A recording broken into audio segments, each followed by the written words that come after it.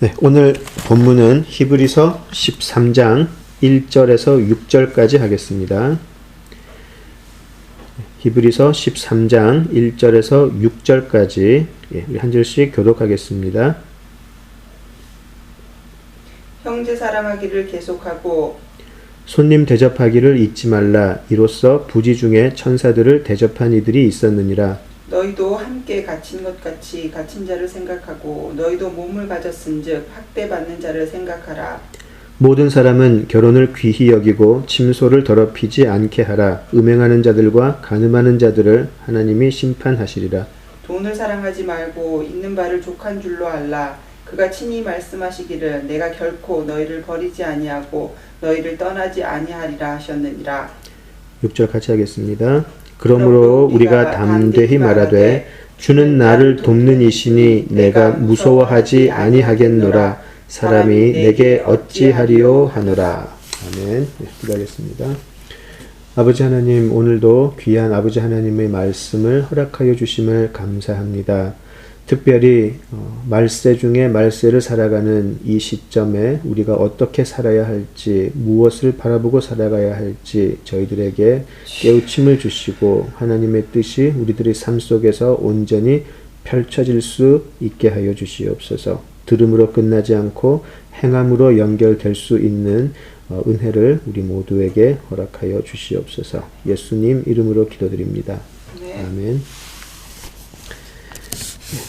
이제 히브리서 마지막 장으로 왔습니다. 우리 히브리서 1장에서 12장까지 몇 달 동안 계속 우리가 고민도 하고 또 나누고 했는데요.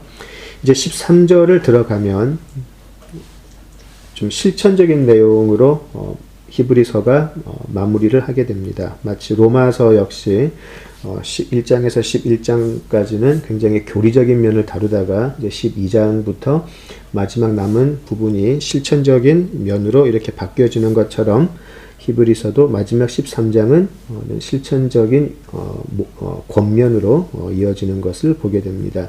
실천적인 모습이 나올 때 우리가 그냥 좀 간과하기 쉽고요. 그냥 우리가 늘 듣는 이야기 같이 여기면서 넘어갈 수 있는데요. 그렇게 하면 히브리서를 전체를 이해하는데 마무리를 못하는 그런 경우가 생길 것 같습니다. 13장의 내용이 굉장히 중요하고요. 12장까지 굉장히 어려운, 신약에서도 참 어려운 히브리서 내용을 이때까지 우리가 공부해 왔는데 그것을 13장에서 마무리를 제대로 짓지 못한다면 또 좀 그렇죠. 예. 그래서 우리 13장의 내용을 그냥 좀 쉽게 넘어가지 않고 이렇게 한번 좀 자세히 한번 짚어보도록 하겠습니다. 특별히 13장을 이해하는 데 있어서 또 중요한 부분이 12장, 앞선 장의 12장 26절에서 29절이죠. 지난주에 우리가 다루었던 내용인데요. 이 부분을 이해를 하고 13장을 보면 훨씬 더 이해가 쉽죠. 잠깐 읽어보겠습니다. 12장 26절에서 29절인데요. 예, 우리 신현마 읽어주세요. 그때에는 그 소리가 땅을 진동하였거니와 이제는 약속하여 이르시되 내가 또 한 번 땅만 아니라 하늘도 진동하리라 하셨느니라. 이 또 한 번이라 하심은 진동하지 아니하는 것을 영존하게 하기 위하여 진동할 것들 곧 만드신 것들이 변동될 것을 나타내심이라. 그러므로 우리가 흔들리지 않는 나라를 받았은즉 은혜를 받자. 이로 말미암아 경건함과 두려움으로 하나님을 기쁘시게 섬길지니 우리 하나님은 소멸하는 불이심이라. 아멘. 예, 히브리 그리스도인들에게 우리가 예전에 시내산에서 호렙산에서 하나님을 만날 때 산이 흔들리고 땅이 흔들리는 것을 경험을 했었을 때 얼마나 우리 선조들이 무서워하고 두려워했었는가. 그리고 그들은 너무나 두려운 나머지 모세를 보내면서 우리는 하나님을 만나지 못하겠습니다. 당신이 대신 만나 주세요라고 했던 그 내용을 너무나 이스라엘 사람들이 잘 기억을 하고 있을 내용을 먼저 이야기를 하고 난 후에 하나님께서는 그 말씀을 하시죠. 땅이 흔들렸을 때도 너희들이 그렇게 두려워했는데 하늘까지 흔들리면 어떻게 되겠느냐. 다시 말해서 이제 하나님께서 창조하신 모든 천지 만물이 흔들릴 때가 분명히 올 것이다라는 것이죠. 그때 두려움이 어떻겠느냐는 것이죠. 그런데 그것은 단지 하나님의 흔드심이 아니라 그런데 그 가운데에서도 드러나는 모든 것이 흔들리는데 흔들리지 않는 하나가 있을 것이다. 그것을 보여주기 위해서 그것 외에는 모든 것을 흔들어 버릴 것이다. 라는 그런 말씀이시죠. 자, 그 흔들리지 않는 나라는 28절에 나와 있죠. 그러므로 우리가 흔들리지 않는 나라를 받았은 즉 이라고 했는데요. 그 흔들리지 않는 나라는 또 다른 표현으로는 하늘의 예루살렘, 또 예수님의 나라, 예수님께서 통치하시는 나라, 또 우리가 그렇게 알고 있을 것이고요. 오직 그 흔들리지 않는 나라가 하나 있을 터인데, 그때는 모든 것이 흔들리는데 유일하게 흔들리지 않는 그 나라, 과연 그 나라는 어떻게 우리가 받을 수 있는가? 오직 은혜로만 받을 수 있다라는 것이죠. 그들이 아무리 하나님 앞에 성전에 나아가서 거기서 경건한 마음으로 짐승을 잡고 하나님 앞에 회개의 기도를 해도 부족했다라는 것이죠. 그것은 매년 그런 일을 반복했어야 됐고, 백성들을 대신해서 제사를 지내고 하나님 앞에 나아가서 속죄함을 받았던 제사장들은 계속 죽을 수밖에 없었고, 그래서 그 제사장들은 계속 대를 이어서 올 수밖에 없었지만, 예수님께서는 영단번에 멜기세덱의 반차를 따르신 예수님은 한 번에 오셔서 모든 속죄를 단번에 이루셨기 때문에, 과거, 현재, 미래 모든 속죄를 이루어 버리셨기 때문에 이제 우리에게는 그런 제사는 필요 없게 되었다라는 것이죠. 그리고 그 예수님이 통치하시는 나라는 이제는 하나님이 이 천지 만물을 흔드실 때에 흔들리지 않는 유일한 나라가 될 것이라는 사실이죠. 자, 그것을 우리가 은혜로 받자는 것이죠. 우리가 절기를 잘 지켜서도 아니고 하나님께서 말씀하신 율법을 완벽하게 따를 수도 없기 때문에 우리는 그것을 오직 은혜로 받는다는 것이죠. 자, 이 흔들리지 않는 나라라는 것이 특별히 요즘 코로나 바이러스 시대를 살아가는 우리들에게 굉장히 큰 의미를 주는 것 같습니다. 왜냐하면 흔들리지 않는 나라, 또 흔들리는 천지 만물을 생각을 해보면 우리가 평소에 추구하고 살았던, 또 우리가 평소에 확보하고 싶었던 많은 것들이 어디에 속할까를 생각하면 너무나 명확하게 분리할 수 있다라는 것이죠. 우리가 거룩한 삶을 산다는 것이 또 다른 표현으로는 구별되는 삶을 산다라는 것인데요. 과연 그 구별이 무엇으로 있겠냐는 것이죠. 우리가 살면서 추구하는 것이 굉장히 많죠. 노후의 안정도 있을 것이고요. 살아있는 동안에 건강도 있을 것이고, 우리가 살아가는 경제활동 속에서 좀 더 풍족한 것이 될 수도 있을 것이고요. 남들보다는 조금 더 큰 집에서 조금 더 좋은 차를 타는 것이 될 수도 있을 것이고요. 내 자식의 잘됨을 자랑하는 것도 있을 것이고, 우리 가문의 자랑도 있을 것이고, 엄청나게 많은 것들이 있는데 과연 그 모든 것들이 흔들리는 나라에 속하는 것인지 흔들리지 않는 나라에 속할 것인지 구별을 해보자라는 것이죠. 코로나 바이러스가 덮쳤을 때 가문이 상관이 없었죠.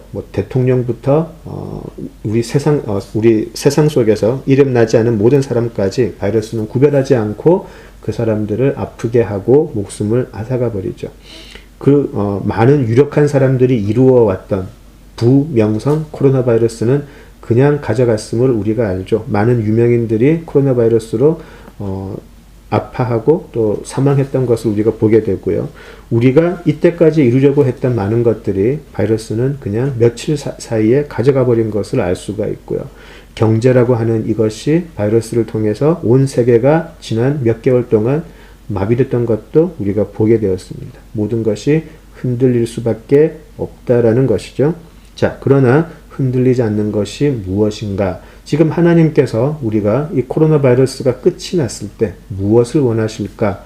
한번 생각해 보았으면 좋겠습니다. 과연 이것이 하나님의 은혜로 코로나 바이러스를 잘 이겨냈다. 나는 그동안에 아프지 않았고 하나님의 은혜로 큰 고통 없이 승리했다. 물론 그것이 은혜겠지만 또 하나의 하나님의 메시지를 우리가 간과해서는 안 되겠다라는 것이죠. 이것이 끝났을 때 저는 개인적으로는 간절히 바라는 것은 코로나 바이러스가 끝나고 난 후에는 놀라운 하나님께 돌아오는 역사가 꼭 있었으면 좋겠습니다. 모든 것이 헛되구나. 모든 것이 참으로 헛되구나. 오직 하나님을 알고 영원한 하나님의 흔들리지 않는 예루살렘에 소망을 두는 것만이 참된 것이다. 이것을 알고 정말 많은 사람들이 하나님께 돌아오는 역사가 꼭 있었으면 좋겠습니다. 그렇다면 코로나 바이러스가 있었음이 우리에게는 유익했다라고도 어떤 면에서는 할 수 있을 것 같습니다. 자, 그런데 흔들리지 않는 나라를 28절에서는 이미 우리가 받았다라고 이야기를 하죠. 왜냐하면 예수님의 속죄는, 그리고 예수님의 부활은 영단번에 이루어진 것이기 때문에 우리는 이 흔들리지 않는 나라를 받았습니다. 자, 그렇다면 우리는 어떻게 살아야 하나? 자, 28절. 이로 말미암아 경건함과 두려움으로 하나님을 기쁘시게 섬겨야 할 것이다 라고 나와 있죠. 자, 우리는 경건함, 그리고 두려움, 그리고 기쁘시게 하나님을 섬겨야 하는 세 가지 의무가 주어진 것이죠. 자, 흔들리지 않는 나라를 은혜로 받은 사람들은 이 세 가지를 우리가 알 수 있다라는 것이죠. 경건함, 두려움, 그리고 두려움은 하나님을 경외함으로 우리가 알 수도 있을 것 같고요. 28절 영어로 보시면 28절 후반에 뭐라고 되어 있냐면요. And thus let us offer to God acceptable worship with reverence and awe 라고 돼가지고요. 하나님께서 받으시기에 합당한 예배, worship, 경배, 그리고 그것을 reverence, 경건함이라고 할 수도 있고, 또 awe라고 하면 두려움이라기보다는 그 놀라운 하나님을 알면 알수록 우리가 그 하나님의 영광에 더 빠져들면서 더 찬양하게 되고 더 기뻐하게 되고 더 놀라게 되는 그런 모습이죠. 자, 그것이 우리가 마땅히 살아야 할 삶의 모습이라는 것이죠. 우리들의 매일의 삶에 우리가 무엇을 추구하고 있는지 생각을 해보면 과연 내가 지금 바라고 있고 소망하고 있고 또 지켜내고 싶은 것이 이것이 하나님께서 받으시기에 합당한 acceptable worship인 것인지, 그리고 이 모든 나의 삶이 하나님을 향한 경건함과 경외함에 기초하고 있는 것인지를 생각한다면 우리들의 삶 속에서 그렇지 않은 것을 굉장히 많이 발견하게 될 것 같습니다. 적어도 저는 너무나 많은 것들이 이 부분에서 걸리는 것 같아요. 그래서 늘 하나님 앞에 기도할 때 또 제 삶의 모든 판단 속에서 하나님께서 받으시기에 합당한 결정을 내릴 수 있기를 기도하게 되는데요. 여전히 부족합니다. 자, 그리고 29절에 우리 하나님은 소멸하는 불임이라 라고 해가지고요.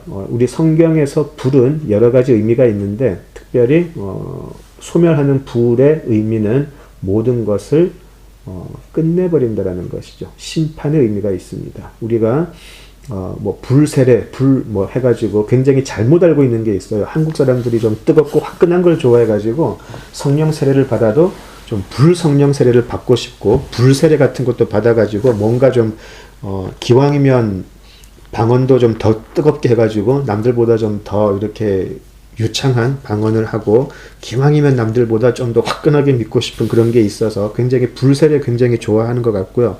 예전에 우리 시은이 엄마하고 인천에서 어떤 교회를 갔는데 매주 2번 불세례 집회를 한 그런 교회가 있더라고요. 아무것도 모르고 갔다가 그냥 우리가 머무는 곳 앞에 갔다가 중간에 우리가 아마 중간 예배 도중에 나왔다는 처음인 것 같아요.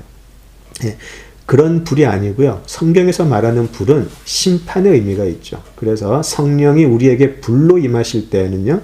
그것이 우리가 화끈하게 믿는다는 그런 의미가 아니고 우리들에게 남아있던 모든 악의 뿌리들, 쓴뿌리들을 다 태워버리신다는 의미가 있는 것이죠.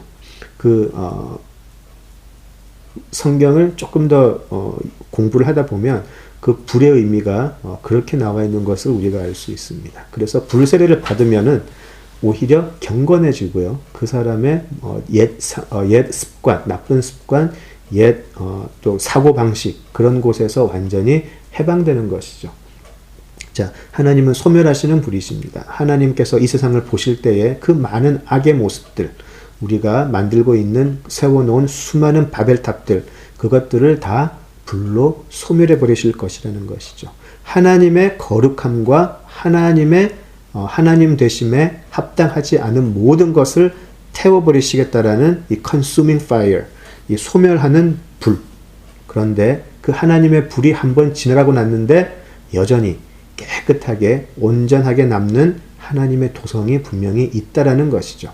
사도 바울도 고린도 서신에서 비슷한 이야기를 했어요. 마지막에 불의 심판을 이야기를 하죠. 불 속을 지나가서 너희들 생각에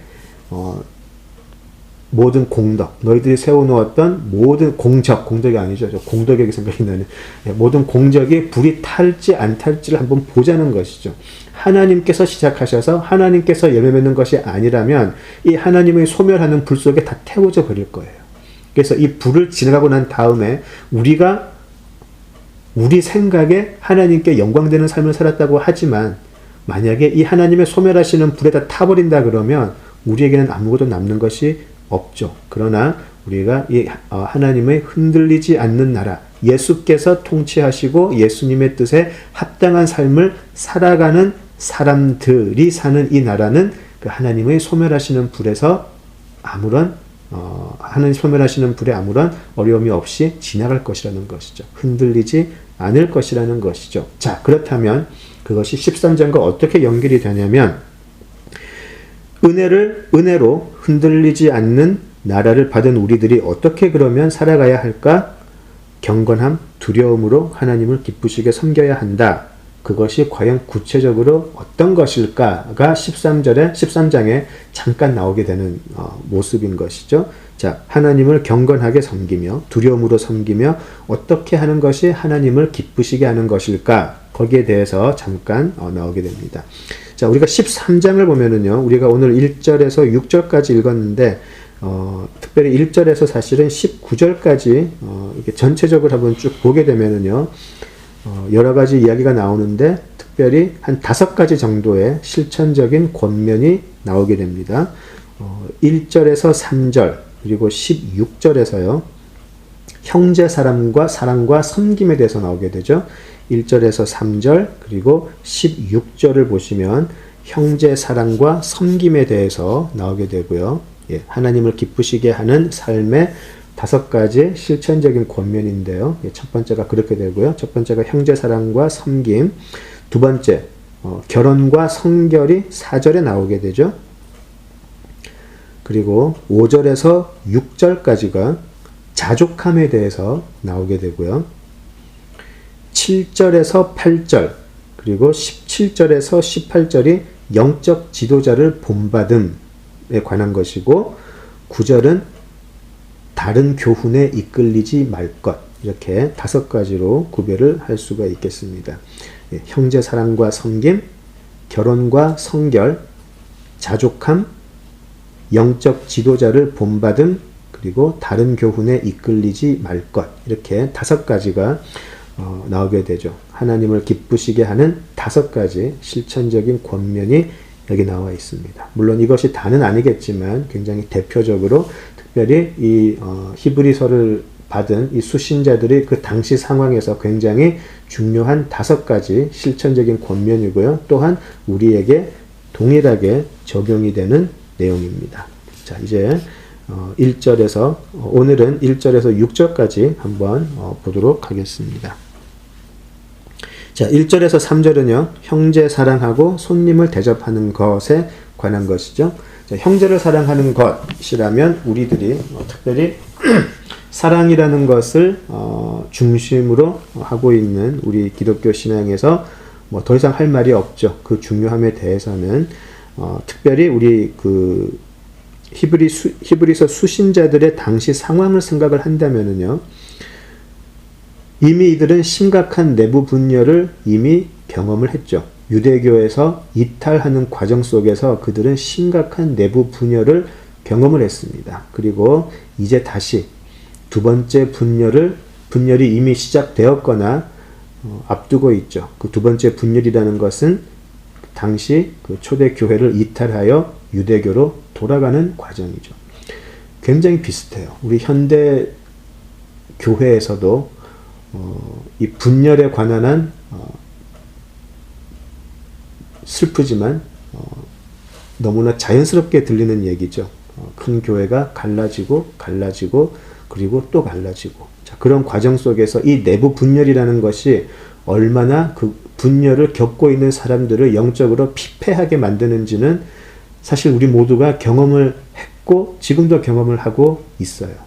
다만 단지 나와 어울리지 않다라고 해서 그냥 그렇게 헤어지는 그런 분열이 아니라 서로 인격을 모독하게 되고요. 서로의 존재를 굉장히 짓밟게 되고 가족 간의 원수가 되고, 그 내부 분열이라는 것은 너무나 힘들고 너무나 어려운 것임을 우리가 알고 있습니다. 사람이 다른 사람을 미워하기 시작하고 비난하게 된다는 것이 양쪽 하는 사람이나 받는 사람이나 다 피폐해질 수밖에 없는 것이죠. 자, 그런데요, 우리 히브리서 10장 32절에서 34절을 보면 그들이 이 편지를 받기 전에 행했던 일들이 나와 있어요. 제가 잠깐 읽어보겠습니다. 히브리서 10장 32절에서 34절인데요. 전날에 너희가 빛을 받은 후에 고난의 큰 싸움을 견디어낸 것을 생각하라.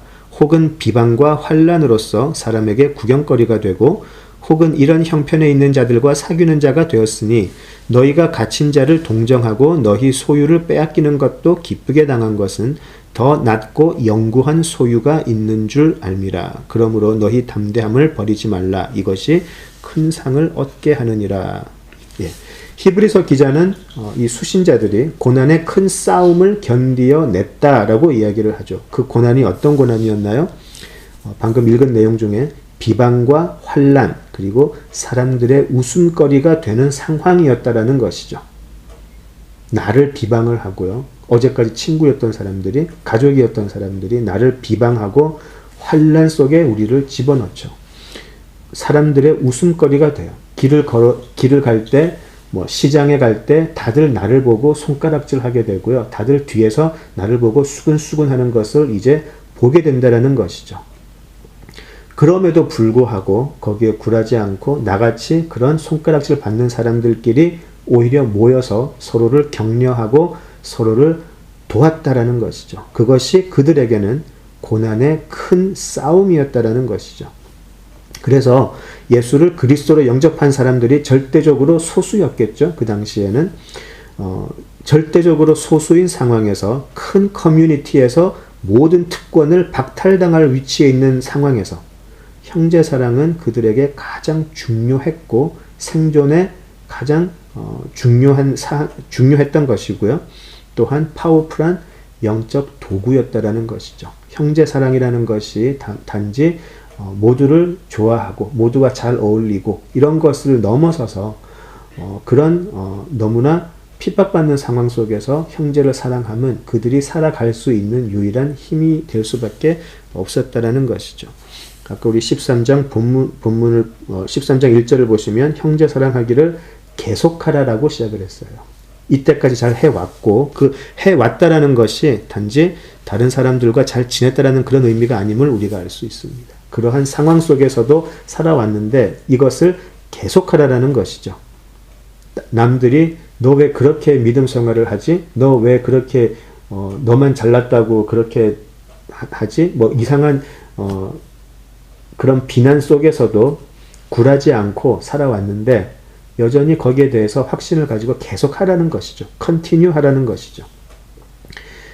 이것이 싫어서, 사람들이 나를 보는 눈총이 싫어서, 사람들이 뒤에서 나를 욕하는 것, 사람들이 뒤에서 나의 믿음의 새로 복음을 찾아간 그 사실 때문에 나를 미워하고 핍박하고 환난 속에 집어넣는 이것이 싫어서 중단한다면 그것은 하나님을 기쁘시게 하는 삶이 아니라는 것이죠.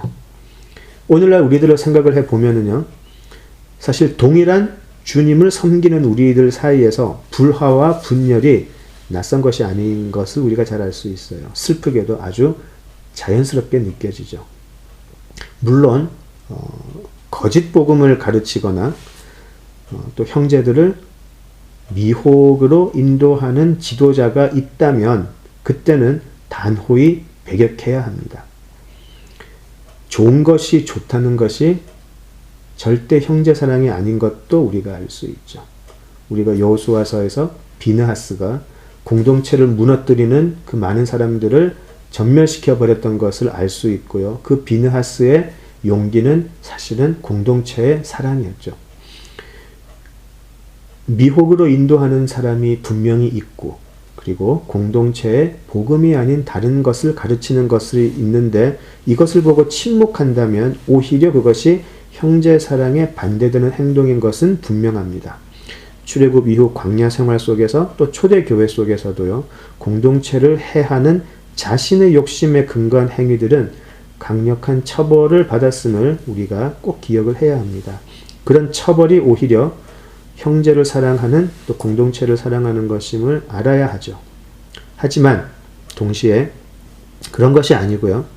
나의 성격, 나의 기질에 근거해서 교회 공동체 안의 형제자매를 미워하고 비방하고 멸시하고 또 늘 내 생각, 내 판단을 제일 위에 두는 행위는 분명히 공동체를 파괴하는 행위가 맞죠. 이것을 우리가 분별을 해야 함을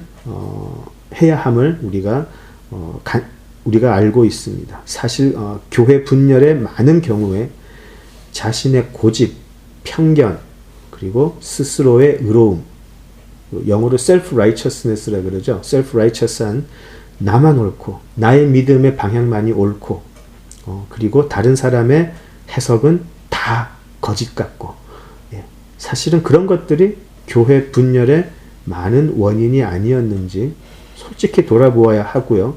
우리도 그런 모습이 없는지 돌아보아야 하죠. 우리가 늘 기도해야 하고 우리가 늘 조심해야 될 부분은 바로 이 두 가지 사이에서 분별력이 필요하고요.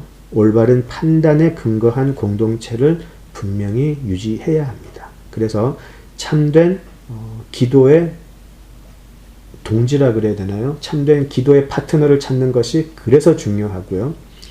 나 역시 내 생각과 내 판단에 혹시라도 잘못된 것은 없을지 늘 점검하고 또 그것을 도와주는 사람들이 옆에 있는지 없는지 확인하는 것도 굉장히 중요할 것 같습니다. 이 사랑에 관해서는요, 형제 사랑에 관해서는 사실 생각나는 사도가 한 사람이 있죠. 사랑의 사도로 알려진 사도 요한인데요. 우리 사도 요한은 특별히 이 형제 사랑에 대해서 많은 강조를 했었어요. 물론 사도 요한도 당시 이단 사설을 가르치는 사람들은 아주 저주를 하고 축출해낸 것도 있어요. 그래서 이 사도 요한도 공동체를 영적으로 해하는 사람에게는 단호했었어요.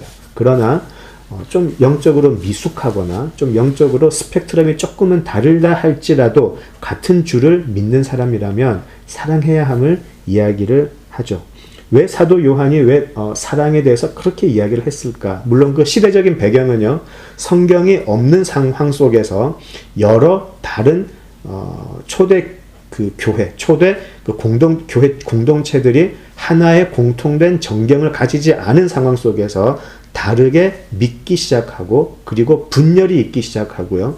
자, 그러는 상황 속에서 먼저 너희들이 하나가 돼야 된다라는 것을 강조했던 것은 의심할 여지가 없죠. 또 하나 생각을 해보면은요, 우리가 지난 마가복음을 공부할 때에 우리가 다락방 광화를 잠깐 공부하면서 요한복음으로 한번 빠져본 적이 있어요. 한 2달 정도 요한복음을 공부했던 적이 있는데, 그때 우리가 사도 요한이 굉장히 많은 부분, 다른 복음서에서는 발견되지 않았던 그러나 사도 요한이 유난히 강조했던 부분이 있었음을 우리가 기억을 해요. 그것이 무엇이냐면, 예수님께서 마지막 제자들에게 가르치신 내용, 거기서 삼위일체의 기본이 되는 것도 나오지만 하나님과 아들이 하나가 되었듯이 예수님이 제자들과 하나가 되었고, 예수님과 제자들이 하나가 되었듯이 제자들도 서로 하나가 되어야 함을 유난히 강조하신 부분, 그것을 사도 요한은 굉장히 많은 부분을 할애해서 강조했던 것을 볼 수가 있어요. 사도 요한에게 그것이 굉장히 크게 다가왔던 것 같아요.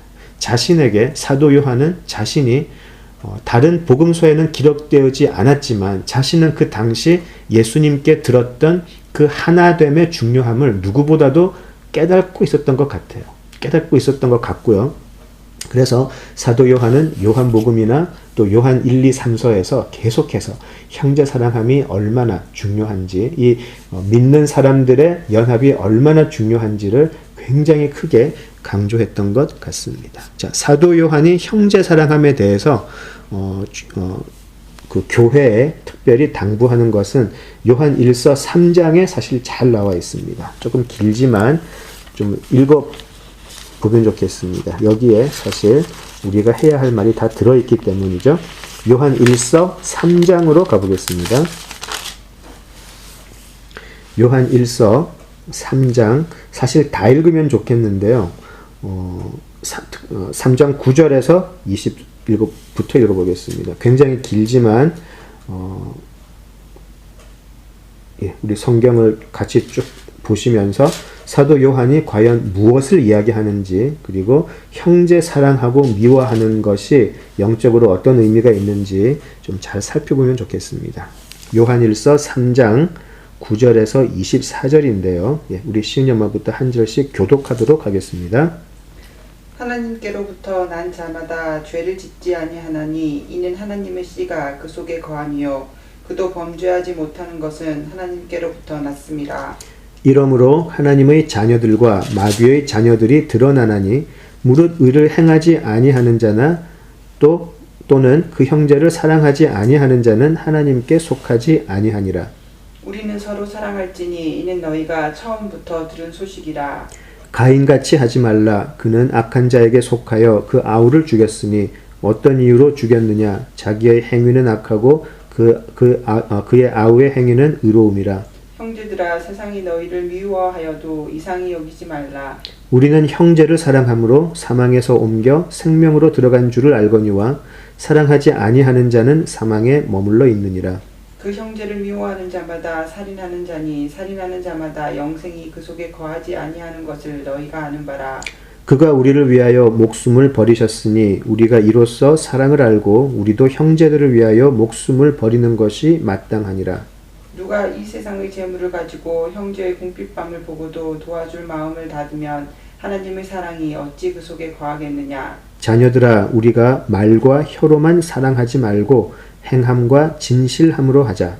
이로써 우리가 진리에 속한 줄을 알고 또 우리 마음을 주 앞에서 굳세게 하리니 이는 우리 마음이 혹 우리를 책망할 일이 있어도 하나님은 우리 마음보다 크시고 모든 것을 아시기 때문이라.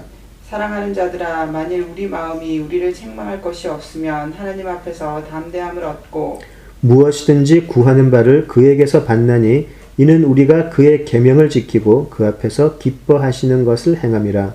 그의 계명은 이것이니 곧 그 아들 예수 그리스도의 이름을 믿고 그가 우리에게 주신 계명대로 서로 사랑할 것이니라.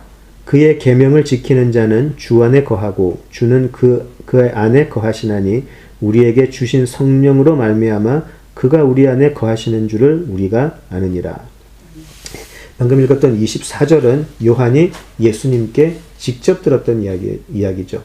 요한은 그것을 굉장히 마음에 품고 살았던 것 같아요. 그리고 초대교회가 이제 여기저기 세워지는 과정 속에서 그는 이 형제간에 서로가 사랑함이 얼마나 중요한 것인지를 뼈저리게 느꼈을 거라고 생각이 됩니다. 왜냐하면 사실 우리 마가복음 공부할 때 보았지만 예수님께서 예루살렘 입성을 앞두시고 일어났던 일이 제자들 간의 분열이었죠.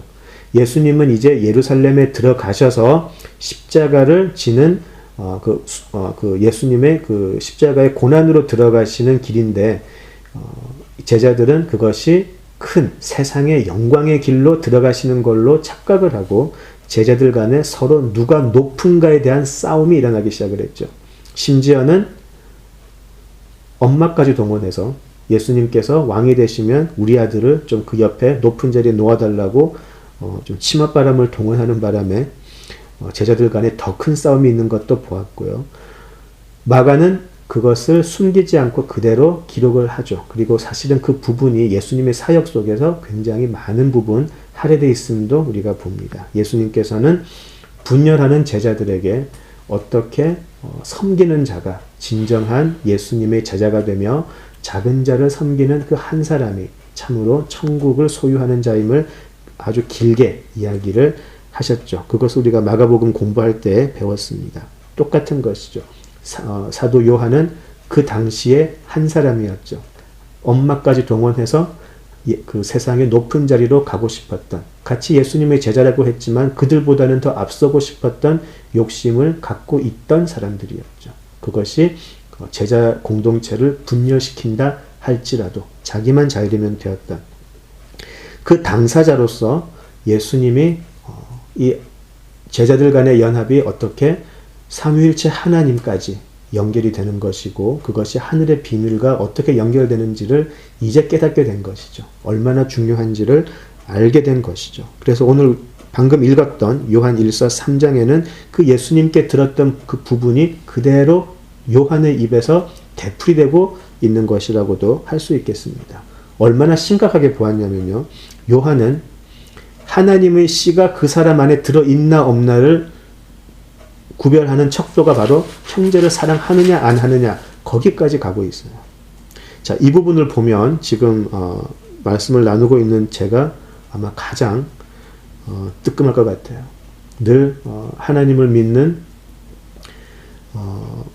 믿는다고 하는 이 신앙 생활 속에서 제가 늘 고민하고 괴로워하는 부분이 바로 이 부분이기 때문에 과연 내가 형제를 사랑하고 그들을 돕고자 하는 마음이 정말 순수한 예수의 마음인 것인지 아니면 그것 역시도 나 자신을 의롭게 하기 위한 그러한 가면을 쓴 행위에 불과한 것인지 사실은 지금까지도 힘들어하고 어려워하고 있는 부분입니다.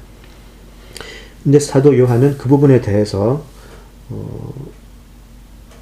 조금 전에 읽었던 24절처럼 그 형제 사랑의 계명을 지키는 자는 주 안에 거하는 자다. 아주 단호하고 간단하게 이야기를 하죠.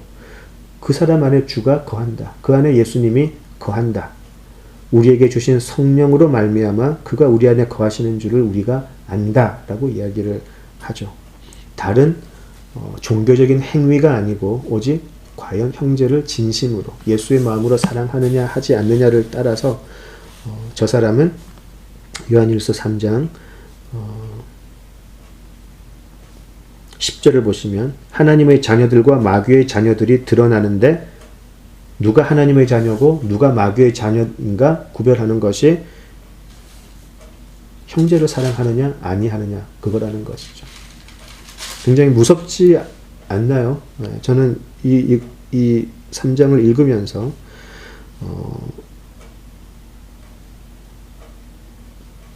많은 책망 또 많은 많은 책망을 받음을 느꼈습니다. 자, 그리고 아까 보셨겠지만 이 형제 사랑의 근원은 바로 예수님이죠. 예수님께서 우리를 위해서 가장 높으신 만물의 주인이 이 만물의 가장 악한 우리들을 위해서 죽으셨는데 우리도 그 하나님의 사랑으로 형제들을 위해서 어디까지 목숨을 바치는 것이 마땅하지 않겠느냐라고 이야기를 하는 것이죠. 3장 16절에서 자, 형제의 사랑은 그토록 중요합니다. 우리 사도 요한이 우리에게 가르쳤던 그 내용이 또 요한복음 17장에 가시면 예수님께서 대제사장의 기도 유명하죠. 요한복음 17장 오직 요한만이 그 예수님의 기도를 기록을 했는데요. 그 예수님의 대제사장적인 기도의 핵심이 바로 이거죠. 아버지와 예수님이 하나이듯이 제자들도 하나가 되게 하소서.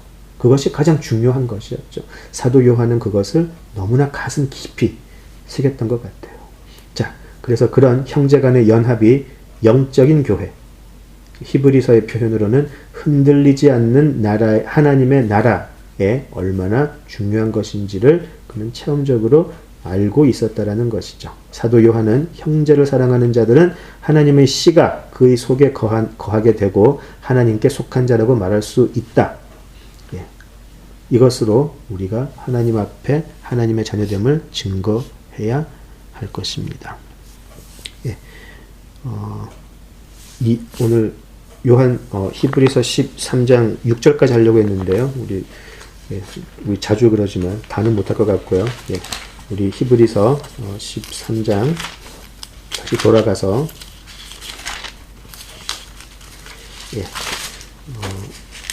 2절 3절을 2절을 보시죠. 손님 대접하기를 잊지 말라. 이로써 부지 중에 천사들을 대접한 이들이 있었느니라. 너희도 함께 갇힌 것 같이 갇힌 자를 생각하고 너희도 몸을 가졌은즉 학대받는 자를 생각하라 라고 되어 있죠. 예.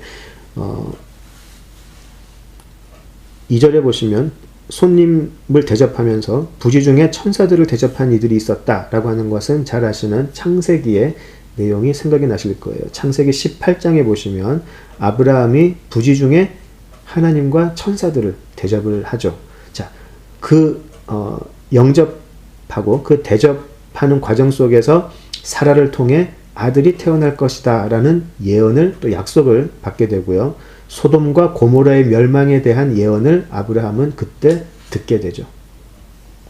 19장에 가시면 창세기 19장에 가시면 롯 역시 두 천사를 영접을 하고요. 그 천사들을 통해서 임박한 소돔의 멸망에 관한 예언을 듣게 되죠. 그리고 그는 그 가족들을 데리고 소돔을 탈출하게 되는 것을 보게 됩니다. 자, 이 창세기 18장, 19장을 가지고 다시 오늘 히브리서 2장을 보게 된다면 이 손님 대접은요, 물론 많은 사람들을 서브한다라는 그런 의미도 있겠지만 특별히 메시지를 가진 사람, 복음의 전파 사명을 받은 일꾼들에게 먼저 적용이 될 수 있을 것 같아요. 모든 것이 부족한 당시에 생업을 포기하고, 이 당시에 수신자, 이 초대교회 당시에 생업을 포기하고 복음 전파를 하던 사람들, 생업을 포기하고 복음 전파를 위해 여기저기 다니던 제자들이 그 당시에 분명히 있었어요.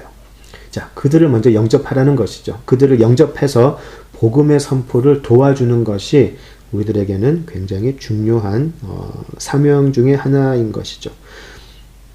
그리고 이 믿음을 위해서 그렇게 다니다가 또 살다가 아까 우리 히브리서 10장에 보았듯이 사람들의 비방과 조롱거리가 되었던 사람들 대접하라는 것이죠. 그들과 함께 먹고 그들과 함께 시간을 보내라는 것이죠. 그리고 또한 3절을 보시면 너희도 함께 갇힌 것 같이 갇힌 자를 생각하고 너희도 몸을 가졌은즉 학대받는 자를 생각하라 라고 해서요. 이미 그들이 하고 있던 부분이죠. 복음으로 인해서 핍박, 학대를 받는 사람들이 그 시절에 이미 많이 생겨났음을 알 수가 있어요. 그리고 그런 핍박과 학대 노임을 받는 것 자체도 중요하지만 우리들에게는 그들을 지속적으로 서포트해야 하는 그런 역할이 주어졌다라는 것이죠. 그것이 히브리서에서 말하는 하나님을 기쁘시게 하는 삶이다라는 것이죠. 우리들이 교회의 중요한 역할 중에 하나가 바로 이 부분인 것이죠.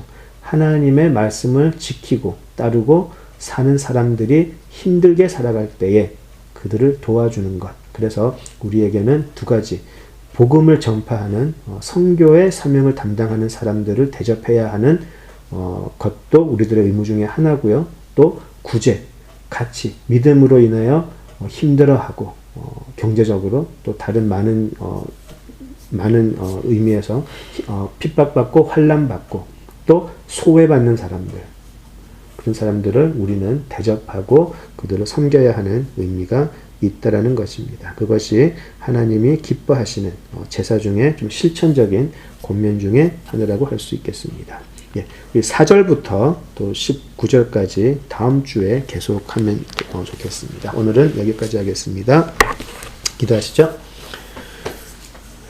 아버지 하나님, 오늘도 귀한 아버지 하나님의 말씀 나눌 수 있게 해주셔서 감사합니다. 하나님을 믿는다라는 것이, 하나님을 섬긴다라고 하는 것이, 또 하나님을 기쁘시게 한다라는 것이 단지 관념 속에 놓여 있는 것이 아니라 우리들의 삶 속에서 구체적으로 이루어질 수 있게 하여 주시옵소서. 우리는 흔들리지 않는 나라를 받았고 그 안에서 살아가야 하는 하나님의 자녀들이오니 하나님의 뜻에 합당한 삶을 살아낼 수 있도록 하나님 인도하여 주시옵소서. 감사드리며 예수님 이름으로 기도드립니다. 아멘. 아멘.